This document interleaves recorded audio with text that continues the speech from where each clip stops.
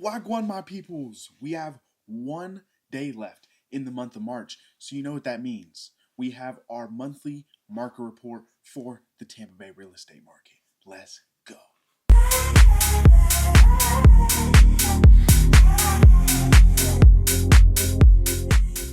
What is going on, YouTube? If you are new to the channel, welcome. And if you're returning, welcome back to the Living in Tampa Bay channel. I am your host, Shandon Kaya, and your trusted real estate advisor for the Tampa Bay area. At the end of every month, I like to give you guys a snapshot of what's going on in the Tampa Bay market, what has changed month over month. And in these videos, I like to cover the 4 major counties of Tampa Bay, which are going to be Hillsborough, Pinellas, Pasco, and Manatee. And I pull all of my data from my local MLS. So if you see varying numbers across different channels and platforms, that may be the case because we all pull our data from different sources. But with that being said, I do cover all residential properties, including both single and multifamily, condos, and townhomes. And the key metrics of data I cover are going to be the total amount of active inventory, the average days it takes to sell, which is from list to close, and the average sale price of all 4 respective counties. Now, this is by far my most boring content, so we're going to rip through these. And before I do that, I want to mention I'm going to make a change to these videos moving forward. And instead of just telling you whether the specific data has just went up or down or increase or decrease, I'm actually going to show the change in percentage over the course of the last month. Now, before I get into the numbers, I do want to remind you guys that I am a licensed agent in the state of Florida. So if you have real estate goals, questions, or dreams of moving here, especially the Tampa Bay area, I would be honored to earn your business and help you make your transition here as smooth as possible. So I'm going to drop my contact information on screen so you guys can get in touch. And please do not hesitate to give me a call, shoot me a text, or send me an email, as I'm always here to be a resource for you. And lastly, if you enjoyed this video or found it helpful, please be sure to go down, like, comment, and hit that subscribe button because it genuinely helps me continue to create more content like this for you guys. Enough rambling, let's jump into the data.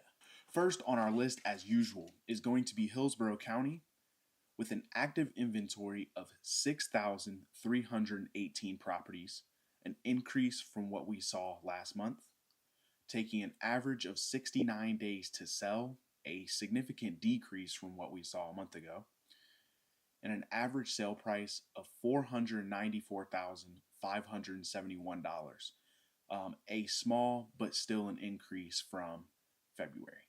Second is going to be Pinellas County with an active inventory of 7,941 properties, an increase from what we saw in February, taking an average of 76 days to sell, a decrease from what we saw last month, and an average sale price of $587,267, a decrease from what we saw a month ago.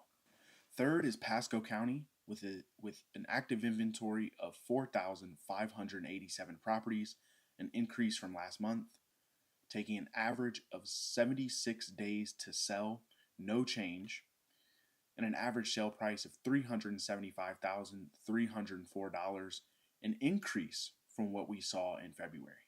And lastly, we have Manatee County with an active inventory of 5,009 properties, an increase from what we saw a month ago, taking an average of 85 days to sell, and an average sale price of $578,158, both of which are decreases from what we saw last month.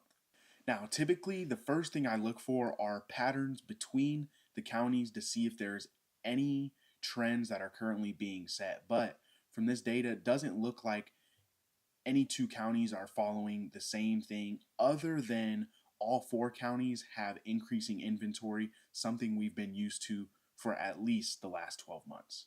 The first thing I want to point out is that Pinellas County had a 13, almost 14% decrease in average home sales or home sale price.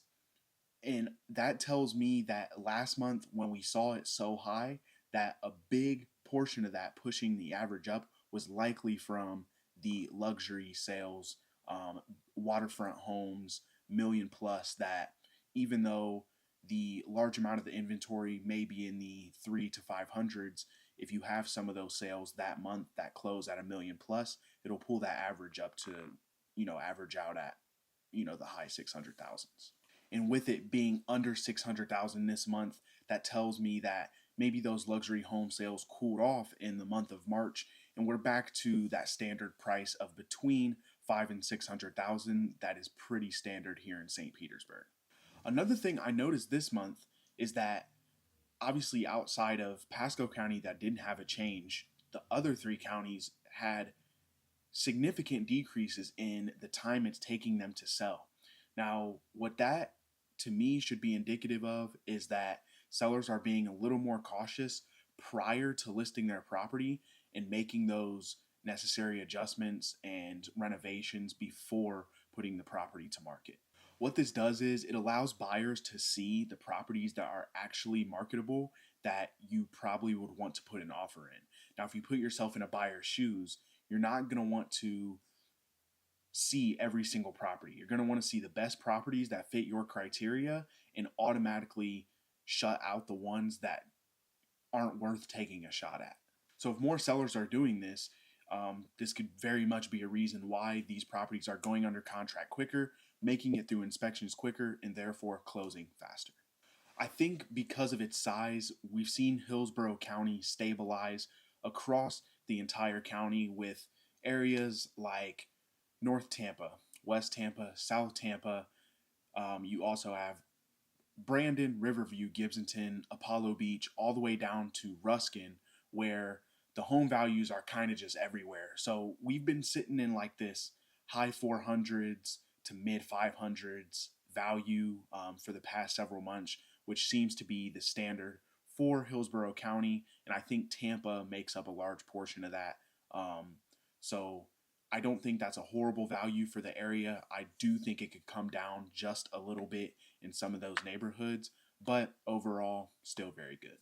The last thing I want to point out is Pasco County reached an average sale price of $375,000. I believe that is the highest it's been for a very long time, approaching $400,000. Likely the closest we've been from to its highest point since the peak of the market in 2021, which is really refreshing to see. It tells me that people who may be getting priced out of Pinellas and certain parts of Hillsborough County are moving a bit further north into Pasco County, given you can shoot down into, Clearwater, Largo, St. Pete, and Tampa from Pasco County with a reasonable commute. And a lot of my buyers personally, in my experience, have said, you know what, we're going to get way more bang for our buck out in Pasco County. So they will go spend their money out there, and you can go get a pool home in Pasco County for $300,000, where if you go take that same $300,000 in St. Petersburg, you might get a 2-1 with 750 square feet. I said earlier in the video, I want to keep this short and sweet, so I'm going to do exactly that. The last thing I want to emphasize is our market this year is already showing it's going to be very dynamic, and that you should not wait on anyone to achieve your goals. If you have a property that needs sold, make the necessary renovations, do the necessary inspections, even get a pre-appraisal before you put it on the market. That way you can get it listed, get the number you're looking for, and close as soon as possible and move on into that next chapter of your life. And if you are one of those people and wondering what it's going to take to get your property off of your hands, I'm going to drop you a link to my SOLD Playbook. It is A to Z guide on how to prepare your property for the market and get the greatest financial outcome in the shortest amount of time. I'm going to drop the link to that in the description of this video. All you have to do is copy and paste it into your search bar. It'll take you to the PDF completely free. And for my buyers, this is no time to stay stagnant and sit on the sidelines. That time is over. You have a lot of people jumping back into the market. Interest rates are fluctuating, and that should not be a reason for you to not put your foot on the gas. Get out there and go find you a deal, because I will tell you the market is still favoring buyers You have sellers paying concessions anywhere from 2 to 6% of the purchase price, buyers paying no closing costs, and VA buyers especially getting a check at closing, and that's money back. Money you're getting paid to buy a new house. For those of you who may be lost or not necessarily knowing where to start or want to start building out your timeline or roadmap for when you want to purchase a home, whether it be 3, 6, 12 months, I have just the thing for you as well. I have a home buyer roadmap that plans out your entire journey from getting pre-approved to the day you close, and it is my home buyer roadmap for 2026. So I'm also going to drop that into the description of this video. Just copy and paste the link, and it will take you to the PDF completely free. And I want to remind you guys again that I am a licensed agent in the state of Florida, so any questions you may have about the Tampa Bay market, I am always just one phone call away. So I'm going to drop my contact information on screen so you guys can get in touch. I am also available via text or email, whichever is the easiest for you. Feel free to reach out, and I'm happy to get connected. And if you found this video helpful, please be sure to go down, like, comment, and hit that subscribe button so I can continue making more content like this for you guys and putting out great info for the Tampa Bay area. I'll be seeing you guys soon on the next video. Thanks for tuning in. Peace out.